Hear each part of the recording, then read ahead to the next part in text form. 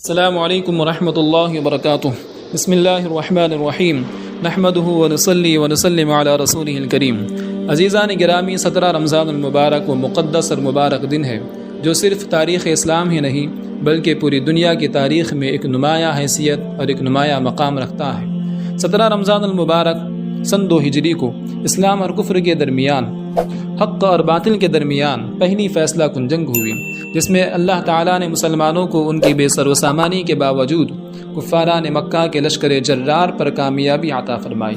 یہ کامیابی صرف مسلمانوں کی اس مختصر سی جماعت کی کامیابی نہیں تھی، بلکہ یہ کامیابی حقیقت میں انسانیت کی کامیابی تھی، کیونکہ انسان کو انسانیت سکھانے میں، انسانیت کا مقدر سنوارنے میں اسلام نے بنیادی کردار ادا کیا ہے، اور اسلام کو بچانے اور پھیلانے میں جنگ بدر نے بنیادی کردار ادا کیا ہے۔ غزوہ بدر کی شب اللہ کے رسول صلی اللہ تعالی علیہ وسلم یہ دعا فرماتے تھے کہ الہ العالمین، اگر مسلمانوں کی یہ مختصر سی جماعت ہلاک ہو گئی تو قیامت تک روئے زمین پر تیری عبادت نہیں کی جائے گی۔ ان مقدس الفاظ سے یہ اندازہ ہوتا ہے کہ نگاہ نبوت میں غزوہ بدر کی کتنی اہمیت تھی۔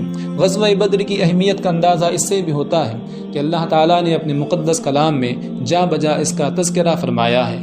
سورہ انفال میں اللہ تعالیٰ نے اسے یوم الفرقان کہہ کر ذکر فرمایا، یعنی یہ حق اور باطل کے درمیان فیصلہ کرنے والی جنگ تھی۔ اس دن یہ واضح ہو گیا کہ تائید الہی کس کے ساتھ ہے۔ اس دن یہ واضح ہو گیا کہ اللہ کا پسندیدہ دین کون سا ہے۔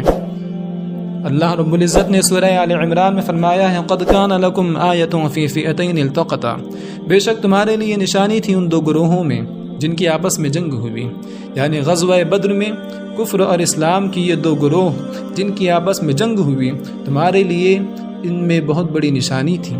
غزوہ بدر میں قدم قدم پر محسوس ہوتا ہے کہ مسلمان تنہا نہیں ہے، بلکہ ان کے ساتھ میں اللہ تعالیٰ کی تائید و حمایت موجود ہے، اور کفر اگرچہ ظاہری اسباب سے کتنا ہی لیس اور آراستہ ہو کر آ جائے، چونکہ وہ اللہ کے تائید و حمایت سے محروم ہے، لہٰذا ناکامی اس کا مقدر ہے۔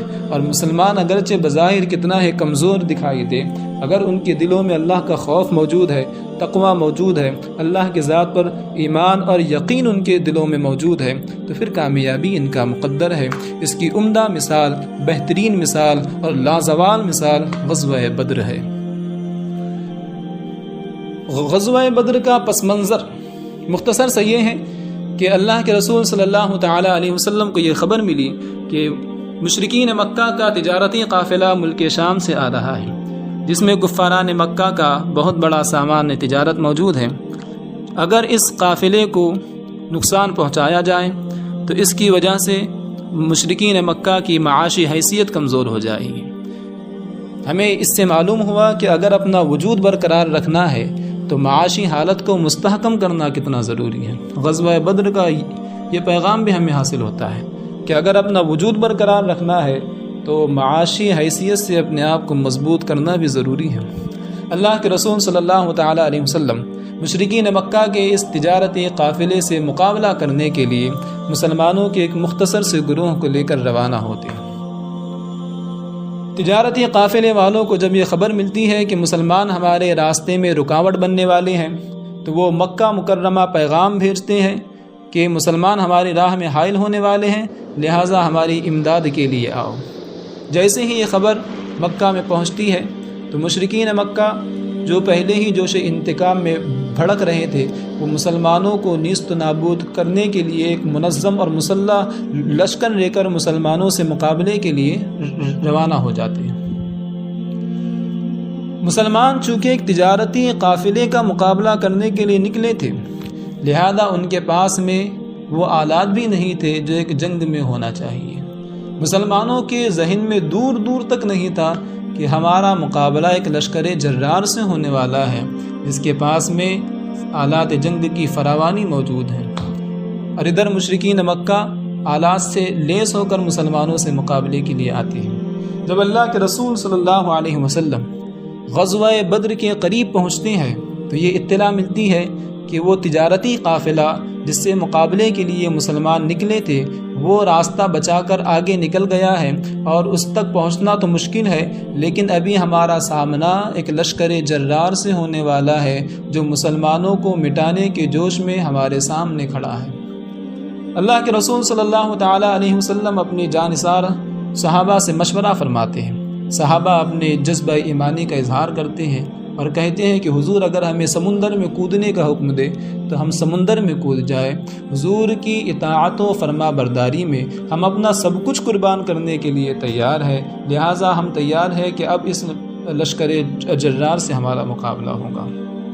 اللہ کے رسول صلی اللہ تعالیٰ علیہ وسلم یہ جذبہ ایمانی دیکھ کر اللہ تعالیٰ کا شکر ادا فرماتے ہیں اور آپ کامیابی کی بشارت بھی دیتے ہیں۔ روایات میں آیا ہے کہ جس وقت صحابہ نے یہ جذبہ ایمانی دکھایا تو اللہ کے رسول صلی اللہ علیہ وسلم نے اسی وقت ارشاد فرما دیا تھا کہ میں کفاران مکہ کے گرنے کے مقامات کو دیکھ رہا ہوں، میں ان کی قتل گاہوں کو دیکھ رہا ہوں۔ اسی وقت اللہ کے رسول صلی اللہ تعالیٰ علیہ وسلم نے کامیابی کی بشارت مسلمانوں کو دے دی تھی۔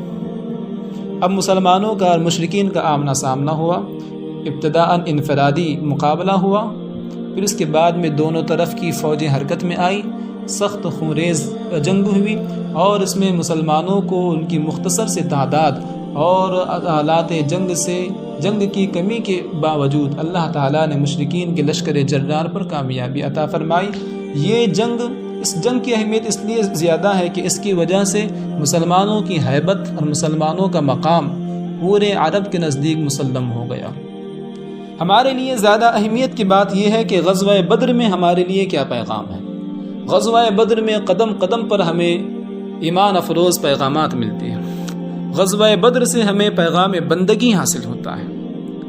پیغام بندگی یعنی اللہ تعالیٰ کی عبادت اور اللہ تعالیٰ سے دعا کرنے میں انسان کو کوتاہی نہیں کرنی چاہیے۔ آپ دیکھ رہے ہیں کہ اللہ کے رسول صلی اللہ تعالیٰ علیہ وسلم جنگ سے پہلے ہی آپ نے ارشاد فرما دیا کہ میں مشرکین مکہ کی قتل گاہوں کو دیکھ رہا ہوں۔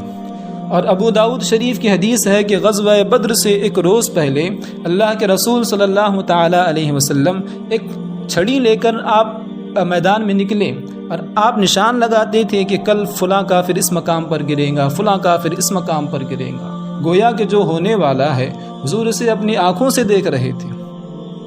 اس قدر یقین تھا آپ کو اپنی کامیابی پر، اور خود اللہ تعالیٰ وعدہ بھی فرما چکا تھا وَإِذْ يَعِدُكُمُ اللَّهُ إِحْدَى الطَّائِفَتَيْنِ لَكُمْ، اور یاد کرو جب اللہ نے تم سے وعدہ فرمایا کہ ان دو گروہوں میں سے کوئی ایک گروہ تمہارا ہے، یعنی تجارتی قافلہ ہو یا یہ لشکر جرار ہو، جس کا بھی تم سے آمنا سامنا ہوگا وہ تمہارا ہے۔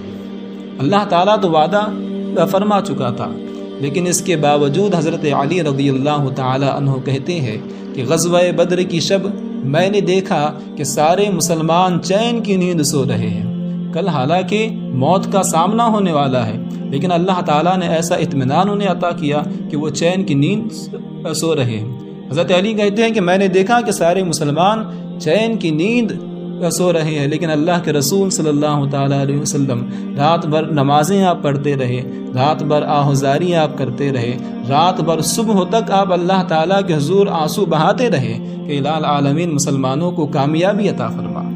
بلکہ جب غزوہ بدر کے دن آسمان سے فرشتوں کا نزول ہونے لگا، فرشتوں کے لشکر مسلمانوں کی امداد کے لیے آنے لگے، یہ دیکھ کر بھی اللہ تعالیٰ کے مقدس رسول صلی اللہ تعالیٰ علیہ وسلم نے اپنی دعاؤں کا سلسلہ منقطع نہیں فرمایا۔ حضرت علی رضی اللہ تعالیٰ عنہ کہتے ہیں کہ غزوہ بدر میں حضور کے لیے ایک عریش بنایا گیا تھا جسے چھپر کہتے تھے۔ اس چھپر کے اندر حضور صلی اللہ تعالیٰ علیہ وسلم اللہ تعالیٰ کے حضور دعاؤں میں مصروف تھے۔ میں جاتا کفار سے مقابلہ کرتا، پھر کچھ دیر کے بعد آتا تو دیکھتا کہ حضور اسی طرح آہ و فغاں میں مصروف ہے، پھر جاتا پھر مقابلہ کرتا، پھر آ کر دیکھتا تو دیکھتا کہ حضور اسی حالت میں اللہ تعالیٰ کے حضور آنسو بہا رہے ہیں۔ حالانکہ حضور کو یقین تھا، ایک روز پہلے خبر بھی آپ دے چکے تھے کہ فلاں کافر اس مقام پر گرے گا۔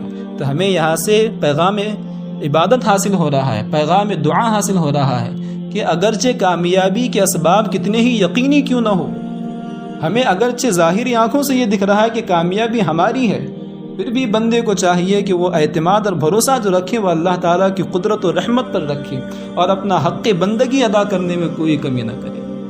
اگرچہ کامیابی کے آثار واضح طور پر ہماری آنکھوں کے سامنے ہو، لیکن پھر بھی بھروسہ جو ہونا چاہیے تو اللہ رب العزت کی ذات پر ہونا چاہیے۔ غزوہ بدر سے یہ عظیم پیغام ہمیں حاصل ہوتا ہے۔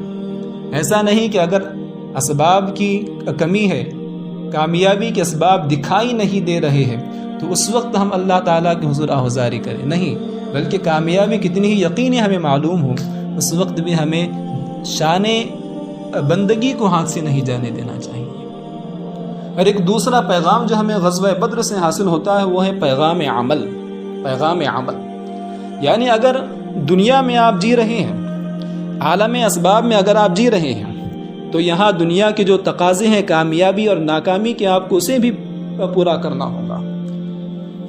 اللہ رب العزت اگر چاہتا تو وہ کسی ایک فرشتے کے نزول سے کفاران مکہ کے لشکر کو ناکامی سے دوچار کر دیتا تھا، کفاران مکہ کے لشکر کو تباہ و برباد فرما دیتا تھا، لیکن اللہ تعالیٰ نے 3000 یا 5000 کا لشکر فرشتوں کا آسمان سے اتارا ہے، لیکن پھر بھی مسلمانوں کو حکم ہوا کہ تمہیں ثابت قدمی کے ساتھ کفاران مکہ کا مقابلہ کرنا ہے۔ اس کے علاوہ اگر آپ دیکھتے ہیں رسول اکرم صلی اللہ تعالیٰ علیہ وسلم کو، تو غزوہ بدر میں آپ سے معجزات کا ظہور بھی ہو رہا ہے۔ حضرت قتادہ کی آنکھ نکل گئی، آپ نے اپنے ہاتھ سے اس آنکھ کو اس کے مقام پر رکھا، دست اقدس پھیرا تو وہ آنکھ روشن ہو گئی، تو معجزے کا ظہور بھی ہو رہا ہے۔ حضرت عکاشہ رضی اللہ تعالی عنہ کی تلوار ٹوٹ گئی تو آپ نے کھجور کی ٹہنی انہیں عطا فرمائی جو حضرت عکاشہ کے ہاتھ میں آ کر ایک مضبوط تلوار بن گئی۔ اسی طرح حضرت سلمہ بن اسلم کی بھی تلوار ٹوٹ گئی تو آپ نے بھی انہیں کھجور کی ایک لکڑی عطا کی جو ان کے ہاتھ میں پہنچتے ہی تلوار بن گئی۔ یہ معجزات بھی حضور دکھا رہے ہیں، لیکن ان سب کے باوجود حضور خود تلوار لے کر میدان عمل میں اتر بھی رہے ہیں۔ یعنی اس سے ہمیں یہ پیغام مل رہا ہے کہ دنیا میں اگر جینا ہے، عالم اسباب میں آپ جی رہے ہیں، تو یہاں کامیابی اور ناکامی کے جو ظاہری اسباب ہے وہ اس کے لیے کوششیں کرنا بھی تمہارے لیے ضروری ہے۔